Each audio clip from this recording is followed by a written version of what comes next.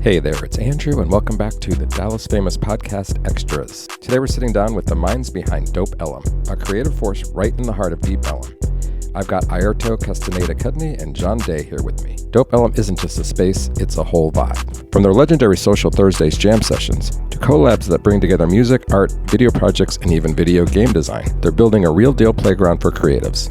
Whether you're tuning into a live stream or pulling up in person, it's all about connection, collaboration, and community. Let's get into it.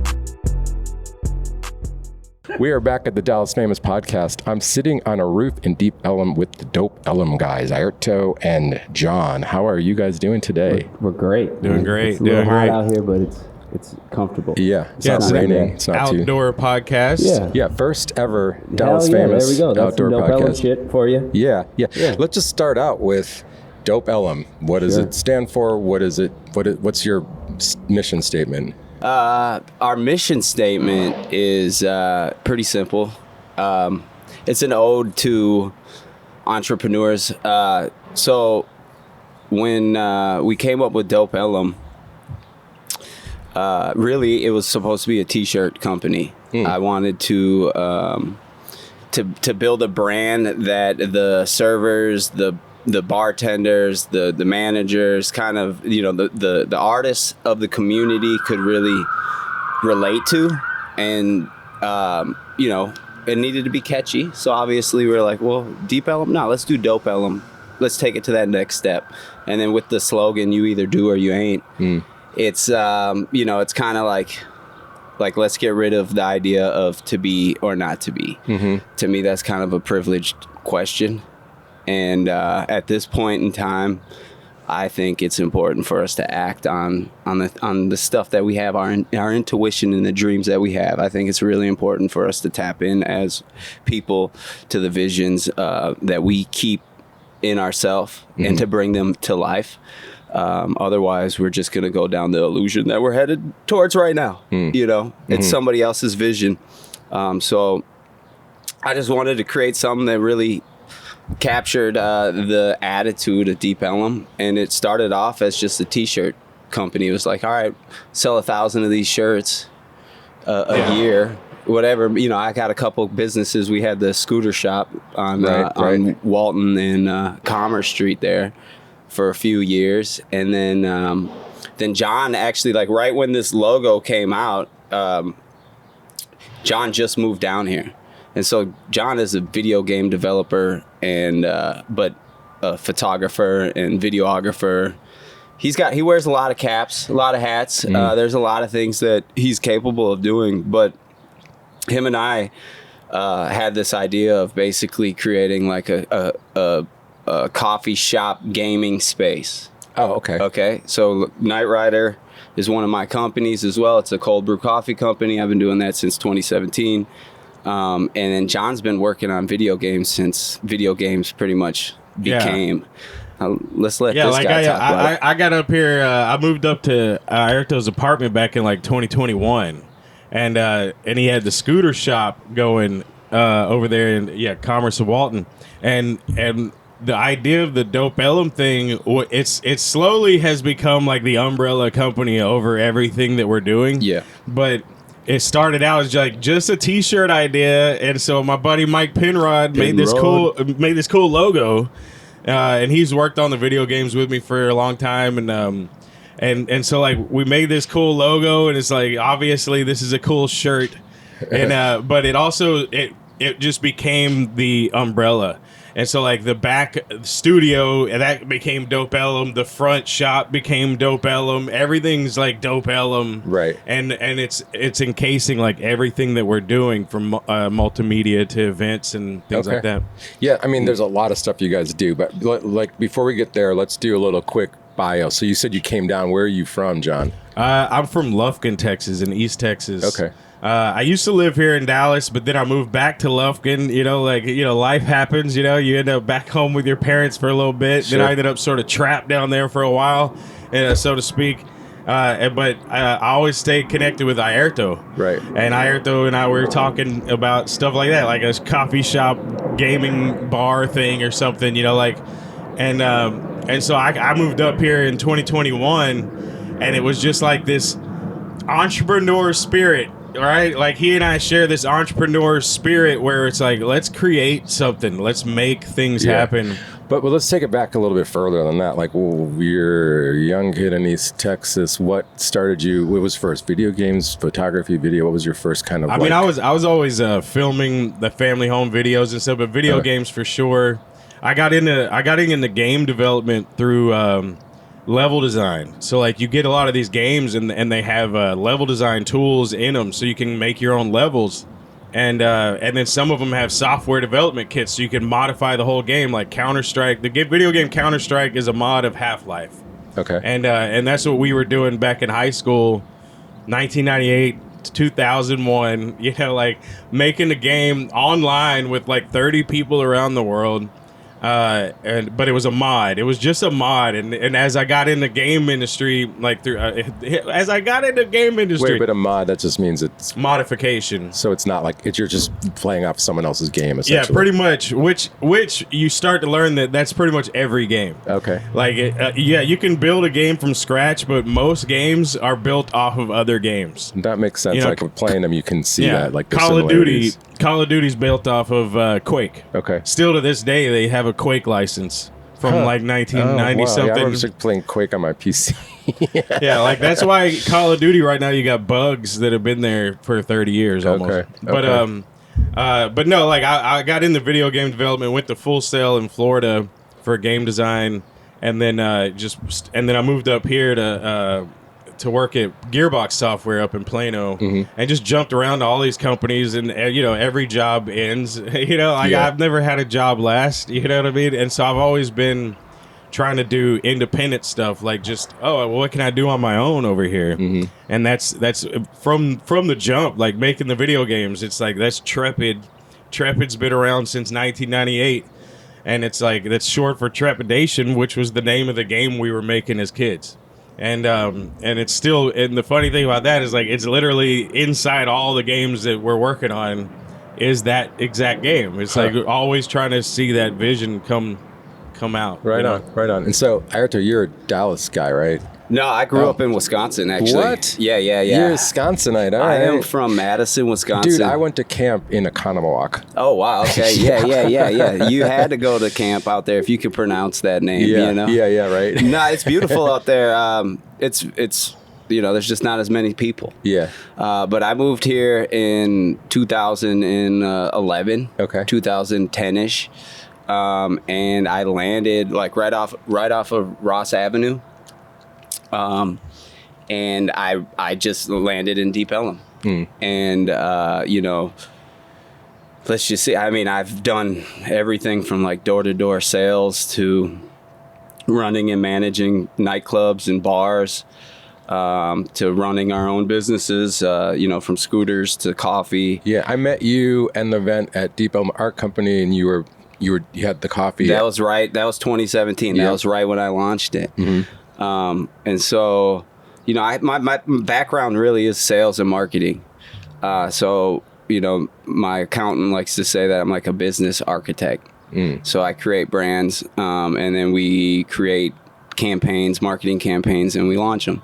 You know, I've been focused on most of our stuff in DOPE Ellum for the last 4 years now, and it's pretty much became it's my main focus right now. Just creating this brand and getting it out there. Jon and I have been working on video games, and you know, we have worked with a bunch of different artists that are internationally known and then local, but really the goal is to create a platform and to have a space where we can showcase the talent that's around here in Dallas. There's a lot. Yeah, no, in a lot of ways, DOPE Ellum, as I understand it, is the embodiment of the Deep Ellum spirit, because it's... Thank you, that's dope. That's cool. It really is, because it's like, it's very DIY, it's very inclusive, and you guys do so many different things. It's almost like if someone came to you and said, we want to do this nutty thing, you'd be like, well, let's figure it out. Yeah, that's exactly our attitude. I mean, Jon and I, you know, we've been networking and just meeting a lot of people, but like, we're just creatives. Like, reality is we're bored, and we're looking for ways to make the everyday a little bit better. to improve it or to at least move forward as much as we can. So we've done everything from like boxing matches to, we just built a website for Cruise Control Radio Show, which is on 870 AM or 570 AM KLIF. KLIF. We're really just working and trying to help other people bring their vision to life. That's kind of what we do. Cool. You're like facilitators. Exactly. Okay. Exactly. How did you guys meet? 3 Sheets, baby. 3 Sheets back in the Ross day. Avenue. Yeah, back in the day, there was a bar over here called 3 Sheets on I Ross thought you were Avenue. literally like, we were drunk and we met. We were drunk, but no. There was a time there where we were ourselves kind of confused about how we met, but we just know that we were over at 3 Sheets somewhere hanging out. Right, right. And that's because I used to live over there, and you used to also I lived manage right Sunset. there, and then I helped launch Sunset Lounge. We built it was called Salt. It was Coup right d'etat. after Coup d'etat, the pool. Yeah. So now it's XOXO. So all Toad in those the palm hole. trees and stuff. Like, I was working for the owner of the company, and it was Richard Allen actually, and he built like the Rustic. He's built over like 200 different concepts. And so I was like that. It was an opportunity. It was a really good opportunity for me to shadow somebody that is making big plays out here and impacting the culture in many different ways. And for him, he was a builder. And so he would create these awesome, amazing spaces. And, I got to go with him to meetings and stuff like that. But I was running Sunset Lounge. It was Salt. And then the other one was Toad in the Hole. And we were there for about a year and a half. And then he ran out of working capital and it kind of just sunk. But that was a really cool experience. But Yeah. we were right over there right over there in East Dallas. And that was a great example of like the perfect bar. 3 Sheets specifically, that in that area, it reminded me a lot of back in the day, the Londoner, TABC, and the Nodding Donkey. It's like this little trifecta, and that was not recreated, but very similar to what was going on right there at 3 Sheets, because like 3 Sheets. Still, some of my best friends are from 3 Sheets. It's like a really magical place. Yeah, I've met my CPA there. I've met many different cool people out of that space. I mean, and it's cool because like already I can tell from your guys' background that when you met, you're probably just talking about ideas, right? Like right away. Right off the way. I mean, he was showing me Verticus, which is one of his games. It's Stan Lee's last character. Oh. Okay, so John Day worked on this amazing, or had this opportunity basically to take one of his games that he's been working on, and they pitched it over to Stan Lee's team, and Stan Lee and those guys jumped on it, and John has rights to this game right now that back is then Stan it Lee's was, last character.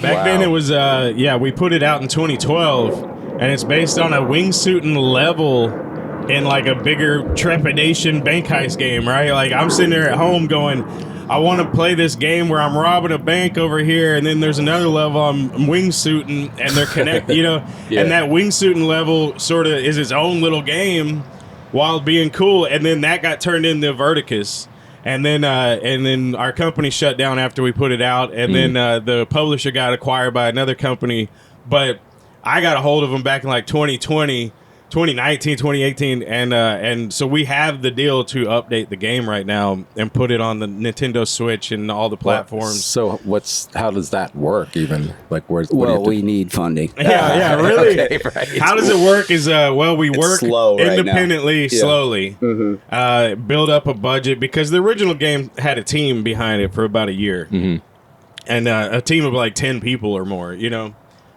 less people, but then grow into more.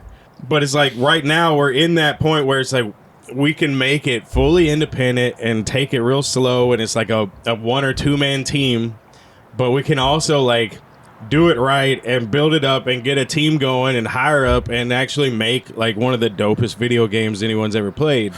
Because like the games that we've worked on are some of the coolest games you've ever played, and some of them the coolest games you've never played. Right. And they're literally right there, just like some of the greats.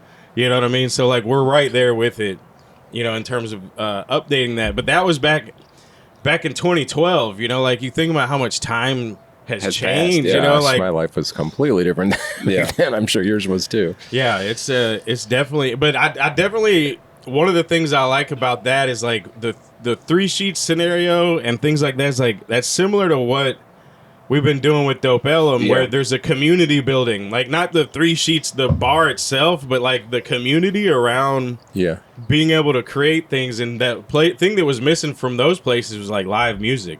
Yeah. Now that I think back on it, there was very little live music at those spots. You know, it was missing a Dope Ellum flair, the whole thing. Well, Yeah. you know, my father's a musician, so I was the kid that would go with my dad to all of his gigs and set up his equipment and just kind of be running around playing on the pool table. You know, I was that kid. Yeah. And I just grew, I just have a very big appreciation for live performance. And I've understood the importance of it. And back in, you know, when I was fresh out of high school, I had a concept called Zygote Productions. And it was an idea of just bringing a bunch of local artists together, or just artists working together to build. And that's pretty much developed into Dope Ellum. Jon and I pretty much have a very similar dream. Yeah. And we're just merging them together right now. Yeah, I mean, when I moved up here, you know, like right next to his apartment, there was a studio available, and I was like, "Hey, I want to rent this thing," and so he and I rented that together, and it was initially like we're renting it as Trepid Studios. Dope Ellum wasn't officially around, even though we were wasn't talking even about, there, yeah. but like it was Trepid Studios.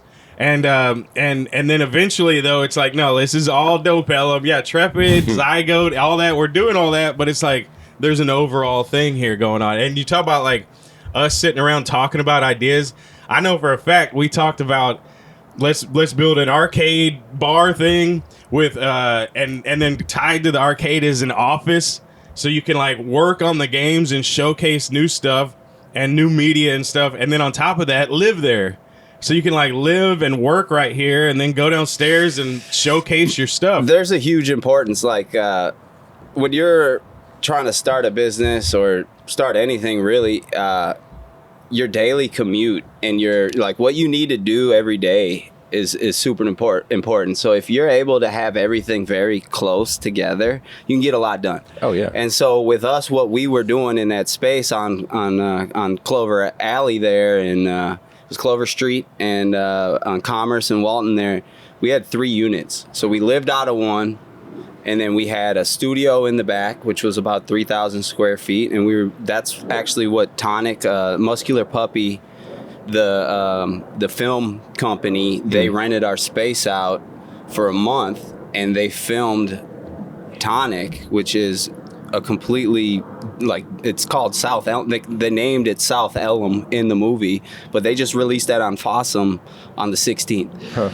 And so we had that studio space in the back, and then we had our shop in the front. And so it was like, all right, this is how we make our money, is through the shop. It funds everything else. I mean, him and I have been, you know, we don't spend money on ourselves. We reinvest it. It's basically been put into rent and put into just having a space for us to be able to work out of and live out of at the same time. Because our hours are weird. You know, like they're not normal hours. Right. You know, with me now having a son, like I'm up 7 o'clock, I'm in bed by 3 a.m. So it's like I'm getting 4 hours of sleep, but like I'm not out partying or anything like that. Like I feel healthy. Feel very healthy. Honestly, that's one of the secrets to Deep Ellum, is to be here and not get lost partying here. You know, it's like if you can master that, can, especially if you are working on something, you know, if you have a dream, and like there's a lot of artists out here that are doing great stuff, and that, you know, if they stay focused on just themselves and just building and doing the mature thing, they'll be able to get out of this. There's a trap here, you know, like there's a lot of fun right out here. You know, midnight comes around and there's a lot of fun out here, and that fun is it destroys lives. Yeah. Yeah, You know, I know we've all lost people to drugs yes. and alcohol. Absolutely. You know, I'm basically sober. I mean, I'll have a drink here and there, but like from what I used to be, I knew at an early age, like I gotta be able to control this. Otherwise, I'm gonna end up dead. Yeah, that's a tight line to walk for people down here or just in the arts in general, but especially down here. Yeah, it's a lot of. There's a lot of fun. Well, you know, the interesting thing with that too is like you can be like if you live here in somewhere like Deep Ellum, you can just be in your place and kind of chilling, watching TV or whatever. You might just be having a lazy day or whatever, but then you walk outside and there's like an energy.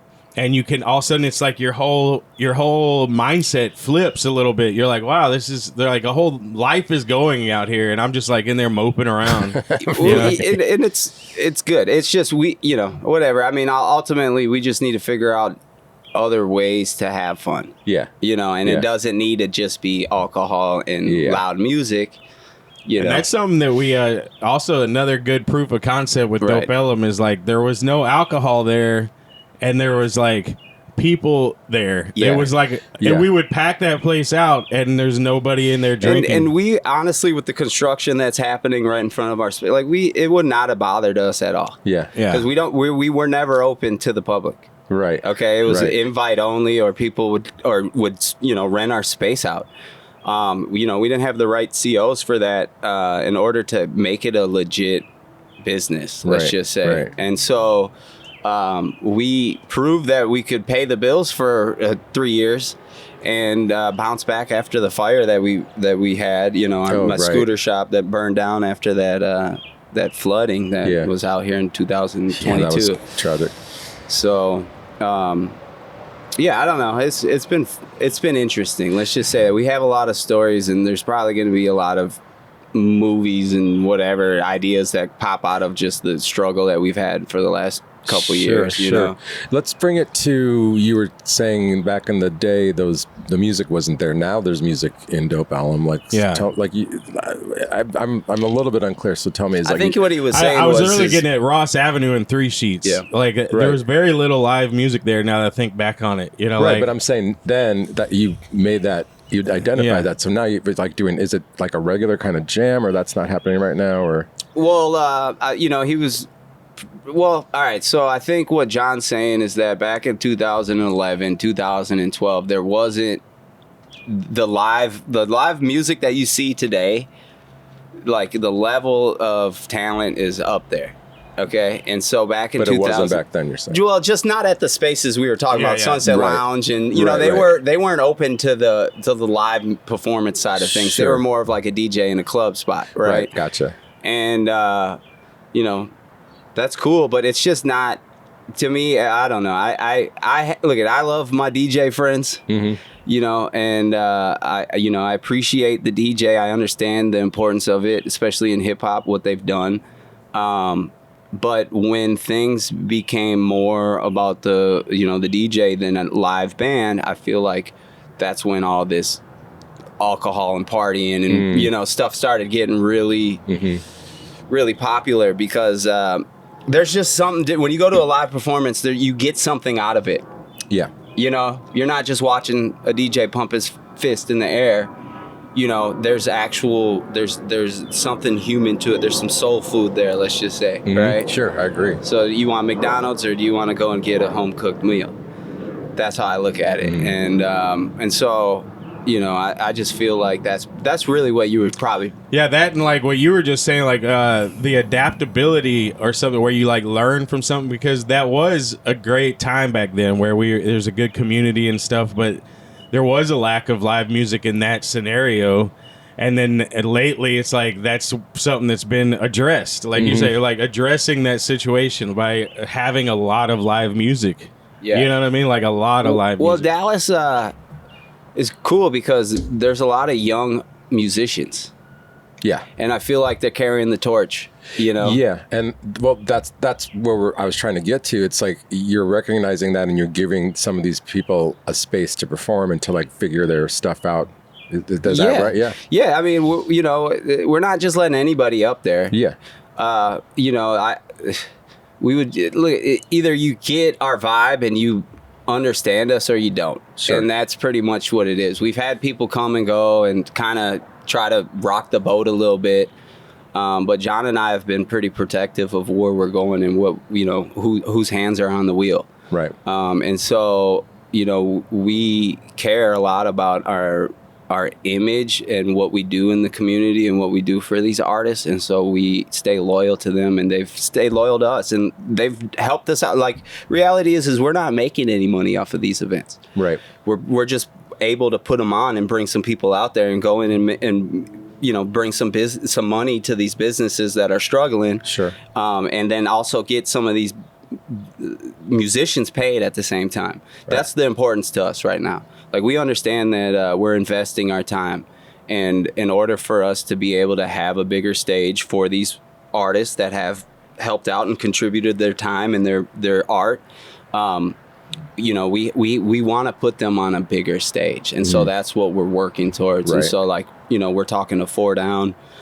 We just went out there and did their 10-year anniversary, did the live stream out there, and we want to get involved with nonprofits that are similar to them, and really join forces and bring our talents together and just be able to showcase something more to more people, let's just say. Okay. So yeah, it's been important for us to just kind of stay true to the art. Okay, well, so let me ask you this. I mean, obviously, paying clients aside, what kind of people, like, what kind of projects do you want to be doing going forward? Like, who do you want to talk to? Like, I don't mean specifically, but like, I mean, you said nonprofits, but like what are some of the like, where do you want to take it the next step, I guess? I think where we're at is we need to help nonprofits out, okay? And not just nonprofits, but people that are doing good stuff. So we're in this point where we're trying to join forces with other people that are doing awesome stuff. And 4 Down's doing some awesome stuff. And then Anthony over at 4 Down has, I think it's Dallas for Change, and it's a volunteer program. And so we're talking about, you know, really helping each other out and just tag teaming events. Right. So more people are more aware of them. Okay. And so, yeah, we're in this space where we're trying to scale up and get to a point where we have more of an influence on what's going on in the music and art scene. And, you know, we figure that, you know, you're only as good as your team. Yeah, absolutely.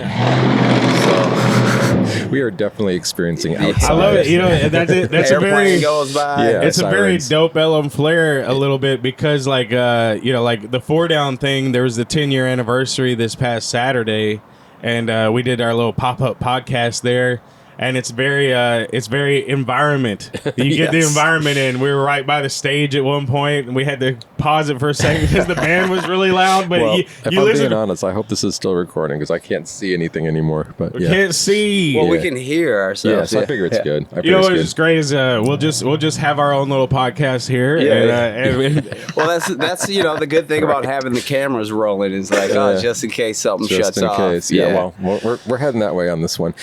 So yeah, I was at your Dope Ellum event. Was it Dope Ellum Fest? Yeah, Dope Ellum Arts Fest. Arts Fest. Yeah, that was cool. That was literally what you're talking about, but like in a open to the public situation. And I thought it went well. I mean, it was highly entertaining. You definitely know who's good in town.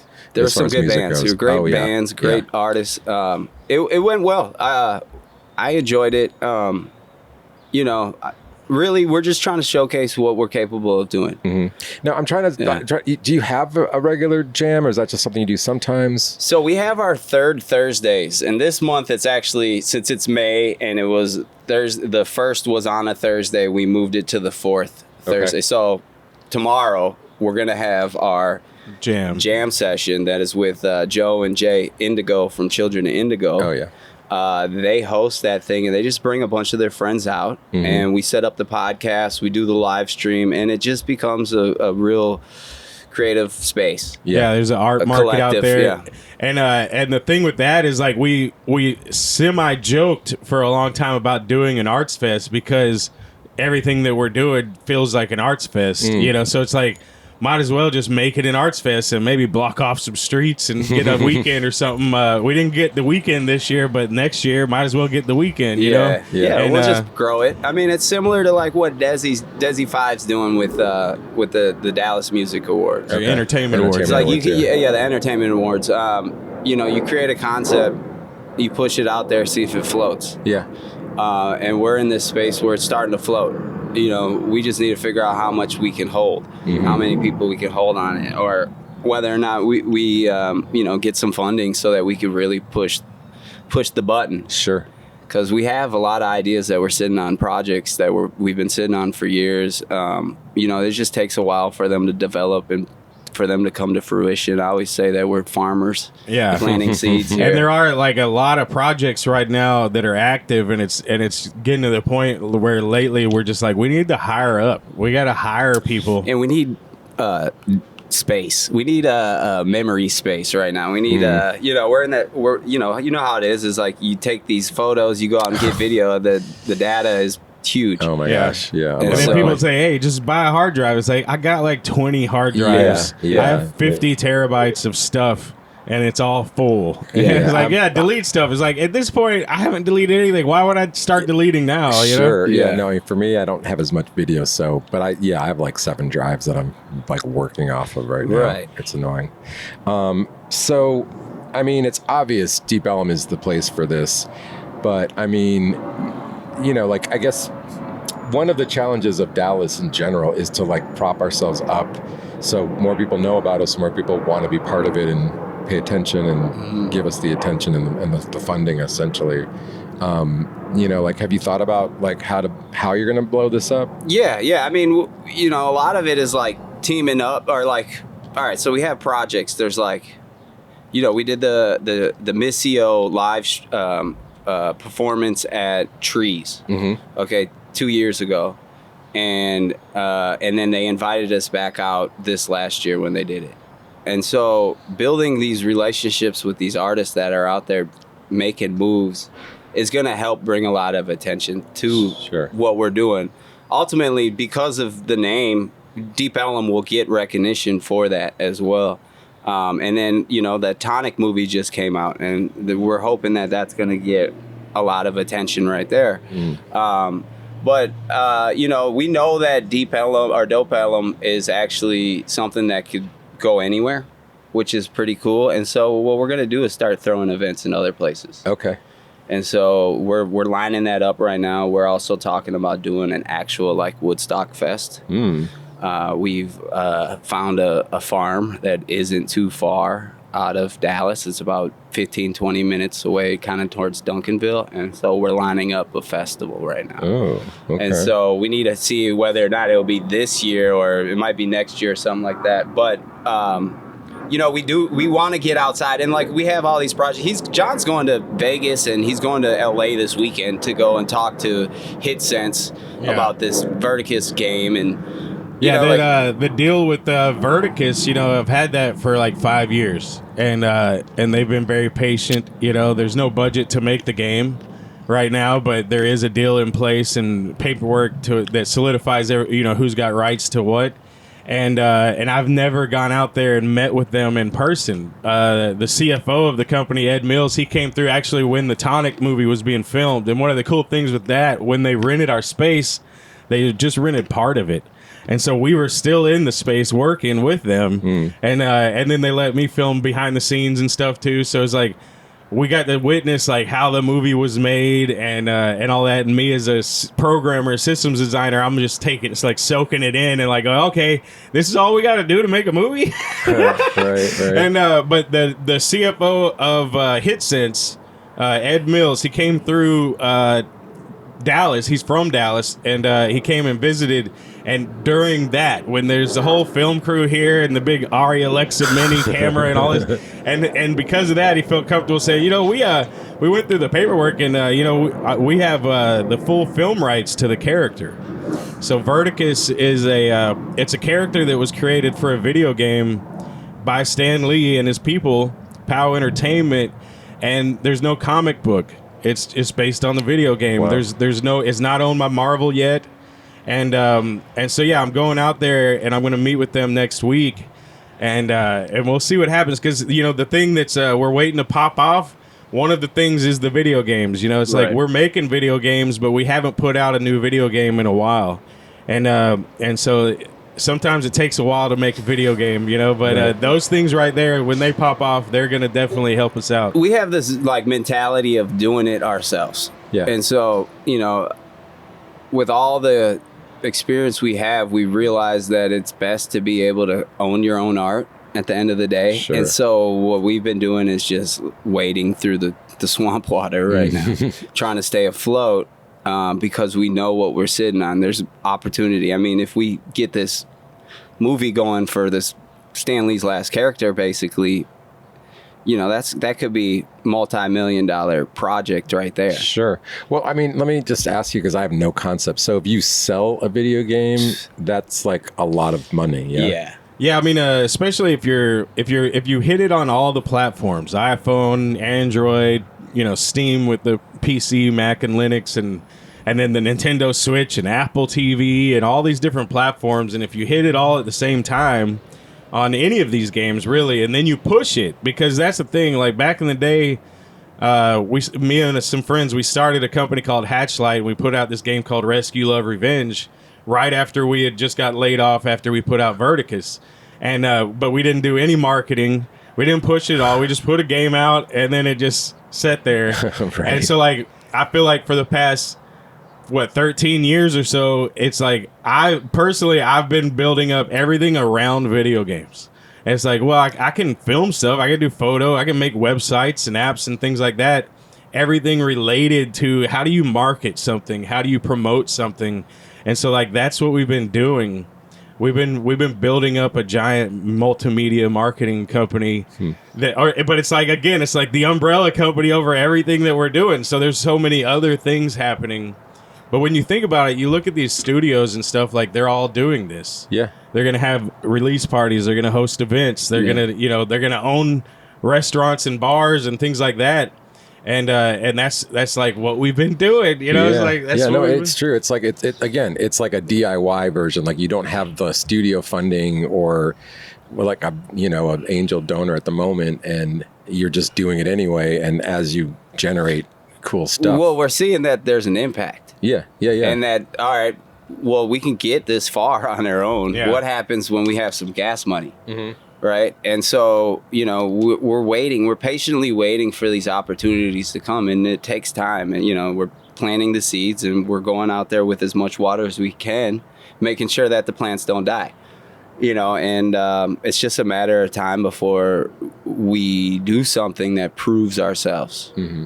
And how serious we are. Yeah, you're right. I mean, one of these things, you know, because you do a lot of cool little like things like the fest. It's like it's cool, and other people do stuff. But you do one of these things. I mean, the film. Geez, if that were to start happening, wow, yeah, that'd be cool. And you to get a lot of the people that have been helping you have jobs. Yeah, like, immediately. You're right. Exactly. And really, for us, it's like as long as our bills are paid, you're gonna get, you know, 24 hours a day of work. That's just who I am. I get obsessed with this type of stuff. It's like, all right, this is the obstacle. Okay, I'm going to figure out a way to get to accomplish Which it. is Generally, the key to production. That seems to be what we do too. Is like we come in a little bit of money, and we typically pay other people to do some things too. You know, it's like it's like we'll make some money, we'll pay our bills, but we also got some extra money, so we can also pay other people to help us do things. You know, right on. Did we ever answer? Does DOPE stand for something specific? Well, all right, John's got his thing. Yeah, I like to say that the DOPE stands for DOPEST. It's short for dopest, right? Okay. And then when everything happened at our space and we got thrown out after rebuilding after the fire, and it was right around the time that everything was happening in Palestine. And so I kind of used, we created Disrupt Oppression, Positive Energy. So it's more of a mantra. Okay, so it's like an ode for artists and creators to keep creating. Right now, we can't bring destruction into the world. We need more creators to create opportunities, all types of stuff. And so, disrupt oppression, positive energy. There's also a cool aspect to it where.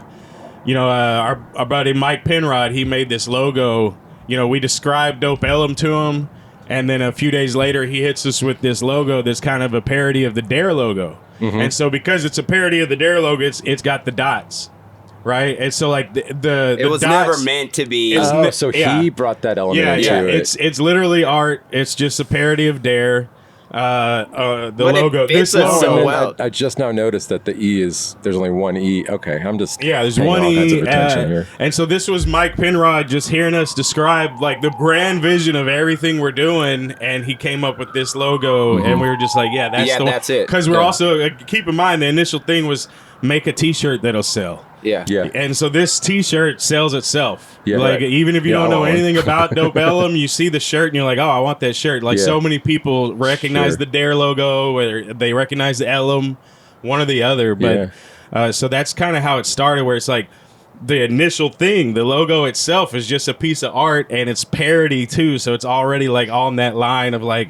Yeah, It captures us perfectly too, because we actually had to go through the DARE program as kids. Oh, yeah. yeah. You know, and they made us sign, or they tried to make us sign. Me Yeah, and like he four had of a my whole- friends, we protested. Yeah. Huh. Yeah, we didn't sign it. We got suspended for a couple days. Wow. Yeah. Standing up for That what was you fourth believed. grade. Yeah. Fourth grade, baby. And wow. see, like Mike Penrod didn't know that when he made the logo. He didn't know that Airto had a little history with the Dare thing and how it tied in. So when he sees that logo, it immediately is like, yes, Yep. you know what I Yeah. mean? Like that's the You know, one. if my kid did that, I would be like, "Where do you want to go for ice cream?" Like, Yeah, like, yeah, let's good go. on you, you know?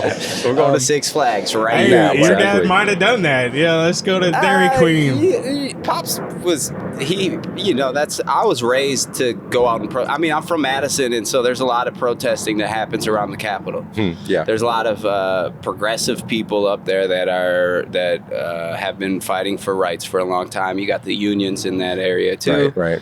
And so I grew up watching this type of stuff. I remember watching my dad and my mom put flyers together as a kid with the old rub off little, the little, letters and stuff like that. You'd rub it off and then you'd go and make a bunch of copies and stuff like that. Oh, yeah. And so, my mom's a social worker. My dad's a social worker. He's a musician as well. So this stuff, for me to get involved with this type of, it's just in my nature. Sure.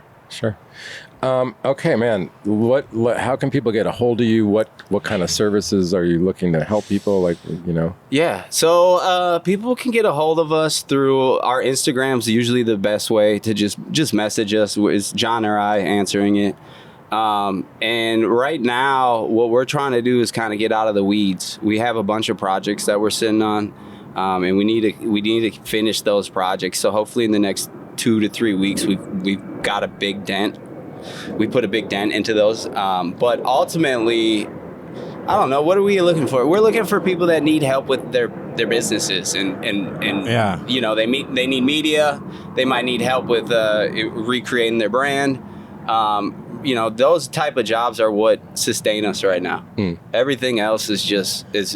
us being a part Something of the community. that we tend to be good at is we can see what you're doing and hear what you're about and then basically assess that with you and go like, here's how you take this to the next level. And because a lot of times people are not thinking about a lot of things that you need to be doing, like media alone is one thing. It's like, oh, you can film stuff, you can make a YouTube channel, you can make a website, all that kind of stuff. But there's also just the branding itself, that Cruise Control radio show. It's the successor show to Wheels with Ed Wallace. And so there's a show, that was the Saturday morning, but Ed Wallace retired. And so then they are coming up with a new show basically, but it was just going to be Wheels with Don and Jon. Yeah. And but it was like, what about Cruise Control? radio.